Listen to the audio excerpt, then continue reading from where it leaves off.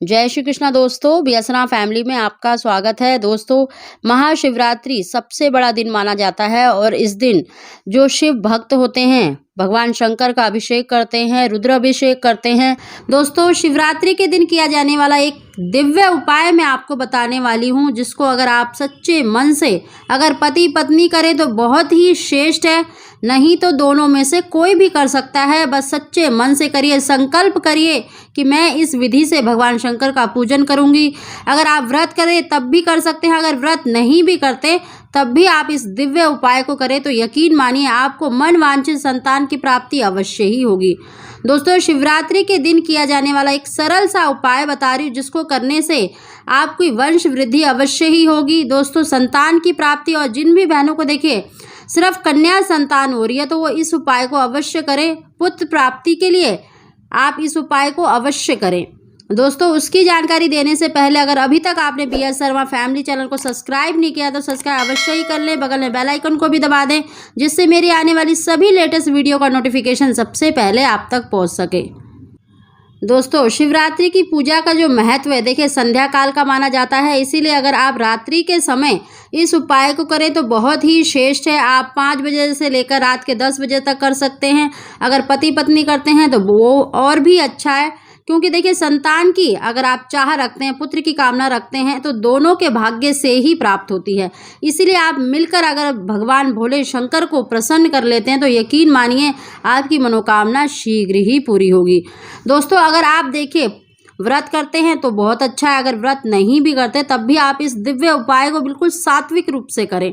दोस्तों, देखिए सुबह के समय आप जैसे भगवान शंकर का पूजन करने जाते हैं, शिवलिंग पर जल चढ़ाते हैं, लेकिन संध्या के समय आपको पूरी विधि विधान से यानी भगवान शंकर की प्रिय वस्तु से आपको भगवान शंकर का पूजन करना है। दोस्तों, सबसे पहले तो मैं जो आपको सामग्री है जो विशेष रूप से भगवान शंकर को अर्पित करनी है वो जानकारी दे रही हूँ। दोस्तों, देखिए पंचामृत से भी आप भगवान शंकर का अभिषेक कर सकते हैं, रुद्र अभिषेक कर सकते हैं। पंचामृत की मैंने विधि पहले ही बता दी थी कि आपको क्या क्या डालना चाहिए। अगर आप देखिए पुत्र की कामना रखते हैं तो आपको एक वस्तु विशेष रूप से रखनी है, वो है गाय का घी। दोस्तों, चाहे आप पंचामृत से स्नान कराएं, चाहे आप शुद्ध जल से स्नान कराएं शिवलिंग को, लेकिन लास्ट में जब आप जल अर्पित कर लेते हैं, पंचामृत अर्पित कर लेते हैं, उसके बाद लास्ट में आपको घी से भगवान शंकर का यानी शिवलिंग का अभिषेक करना है। थोड़ा सा घी लेना है, ज़्यादा नहीं लेना है, और इतना घी लेकर जाएं क्योंकि उसी से आपको दीपक भी जलाना है। दोस्तों, दीपक देखिए चाहे तो आप आटे के 5 दीपक बना सकते हैं, मतलब आटे के बना सकते हैं, मिट्टी के ले सकते हैं, या फिर आप चौमुखा आटे का दीपक बनाकर उसके ऊपर देखिए 4 आपको बत्ती लगानी है, जो लंबी वाली बत्ती होती है, और उसके ऊपर आप एक खड़ी बत्ती लगा सकते हैं, जिससे वो पंचमुखी दीपक बन जाएगा। या फिर आप आटे के या मिट्टी के 5 दीपक तो अवश्य जलाने हैं। तो आपको गाय के घी से ही जलाने हैं, इसी बात का विशेष ध्यान रखना है। तो इसीलिए आप पहले ही गाय का घी खरीद लाएं कहीं से भी, चाहे आप मतलब मदर डेयरी का या कोई सा भी गाय का घी ले सकते हैं, लेना आपको गाय का घी ही है।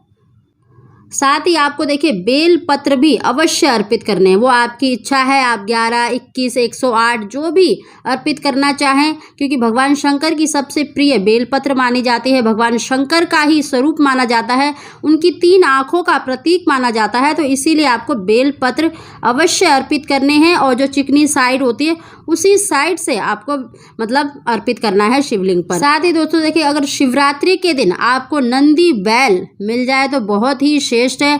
आपको उसको देखिए अपनी प्रसन्न मुद्रा से मतलब खुशी से बिल्कुल अपनी जो मनोकामना है उसको ध्यान में रखकर अगर उस दिन हरा चारा खिलाते हैं तो बहुत ही श्रेष्ठ माना जाता है कि आपकी जो मनोकामना है वो शीघ्र पूरी होगी। अगर दोस्तों आपको ना मिले तो आप शिवरात्रि के दिन देखिए शिवलिंग का जलाभिषेक करेंगे, शिव परिवार का करेंगे, तो आप नंदी को भी कुछ मीठा अवश्य चढ़ाएं। तो आप अगर हो सके तो नंदी बैल को ही हरा चारा खिलाएं, अगर आपके घर के आसपास कहीं मिल जाए तो। नहीं तो आप जो मंदिर के जो नंदी होते हैं उनको भी कुछ मीठा अवश्य रखें। दोस्तों, इन सभी सामग्री को लेकर आप शिव मंदिर में जाएं, पति पत्नी मिलकर करें तो बहुत ही श्रेष्ठ है। सबसे पहले तो दोस्तों आपको देखिए पंचामृत बनाया है तो पंचामृत से अभिषेक करें, और उसके बाद देखिए शुद्ध जल से दोस्तों आपने पंचामृत जो से अभिषेक करा है उसके बाद आखिर में आप गंगा जल से भी शिवलिंग का अभिषेक अवश्य करें। थोड़ा सा गंगा जल ले लें, उसको शुद्ध जल में मिला लें, तो उससे भी आप अभिषेक करें। और उसके बाद देखिए चंदन अक्षत अवश्य आपको चढ़ाने हैं। दोस्तों एक बात का विशेष ध्यान रखें कि शिवलिंग पर यानी शिव की पूजा में जब भी आप अक्षत चढ़ा रहे हैं तो वो टूटे फूटे नहीं होने चाहिए, और जो बेल पत्र आप अर्पित कर रहे हैं वो भी कटे फटे नहीं होने चाहिए।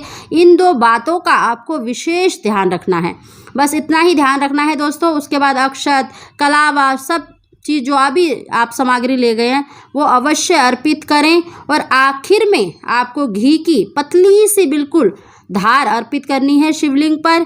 और भगवान शंकर के आगे, शिव परिवार के आगे जो आप दीपक लेके गए हैं, 5 दीपक अगर आप अलग अलग ले गए हैं तो अलग अलग जलाएं। अगर आप एक ही दीपक में बनाकर ले गए हैं तो एक ही दीपक जला दें। दोस्तों इस तरह से आपको दीपक आखिर में जलाना है। आप धूप दीप जलाकर भगवान शंकर की आरती कर लें, चाहे आप कपूर जलाकर आरती करें, और अपनी मनोकामना भी भगवान शंकर से अवश्य बोलें। जो भी आपकी देखिए कामना है, चाहे वो संतान की है, पुत्र की है, क्योंकि देखिए दोस्तों भगवान शिव जी पर मतलब शिवरात्रि के दिन अगर आप गाय का दूध, गाय का घी चढ़ाने से वंश वृद्धि होती है। गाय के दूध से अभिषेक करते हैं तो संतान की जो रुकावट आती हैं वो दूर होती हैं। तो इसलिए आप दोनों से कर सकते हैं, पंचामृत से कर सकते हैं, लेकिन गाय का घी अवश्य अर्पित करें, इससे वंश वृद्धि अवश्य होती है। जिन बहनों के देखिए संतान तो हो रही है लेकिन पुत्र की प्राप्ति नहीं हो पा रही, तो इसीलिए आप गाय का घी अवश्य अर्पित करें। और नंदी के बाएं कान में देखिए अपनी मनोकामना बोलना बिल्कुल भी ना भूलें। उस दिन तो विशेष रूप से आप नंदी के बाएं कान में अपनी मनोकामना बोलें। मनोकामना बोलने के बाद उनको मीठा अवश्य चढ़ाएं। अगर आपको देखिए नंदी बैल मिल जाता है तो उसको हरा चारा अवश्य खिलाएं। इससे आपके जीवन में खुशहाली अवश्य ही आएगी। शीघ्र ही आपको संतान की प्राप्ति, मन वांछित संतान की प्राप्ति अवश्य ही होगी। शिवरात्रि के दिन देखिए आप किसी भी मीठी वस्तु का भोग लगा सकते हैं, नहीं तो आप मिश्री का ही भोग लगा दें। दोस्तों शिवरात्रि के दिन अगर आप इस विधि से अगर पूजा कर लेते हैं तो यकीन मानिए अगर आपने व्रत नहीं भी रखा है तब भी आपकी मनोकामना अवश्य ही पूरी होगी।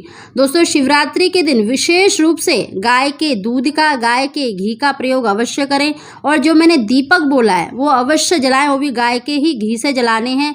चाहे तो आप 5 दीपक ले जाएं, चाहे तो आप 1 दीपक ले जाएं, और उस पर एक खड़ी दीपक लगाकर आप मतलब पंचमुखी दीपक बन जाएगा। तो इस तरह से आप दीपक अवश्य ही जलाएं। दोस्तों पूजा करने के बाद आप ओम नमः शिवाय का 1 माला का जाप अवश्य ही करें, या फिर ओम पार्वती प्रिय नंदनाय नमः, ओम पार्वती प्रिय नंदनाय नमः का इस मंत्र का भी उच्चारण कर सकते हैं। दोस्तों इस तरह से अगर आप भगवान शंकर की पूजा कर लेते हैं, भगवान शंकर की प्रिय वस्तु से उनका पूजन करते हैं, तो यकीन मानिए भगवान शंकर की कृपा से, माता पार्वती के आशीर्वाद से आपको मन वांछित संतान की प्राप्ति अवश्य ही होगी।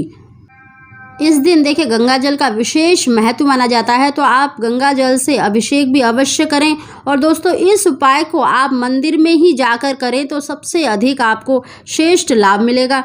दोस्तों अगर आप किसी वजह से नहीं जा पा रहे हैं, आप घर में करना चाहते हैं, अगर देखिए किसी बहुत ज़्यादा कोई कारण है तभी आप इसको घर में करें, नहीं तो आप शिव मंदिर में ही जाकर इस उपाय को करें, तो यकीन मानिए भगवान शंकर की कृपा से आपको मन वांछित संतान की प्राप्ति अवश्य ही होगी।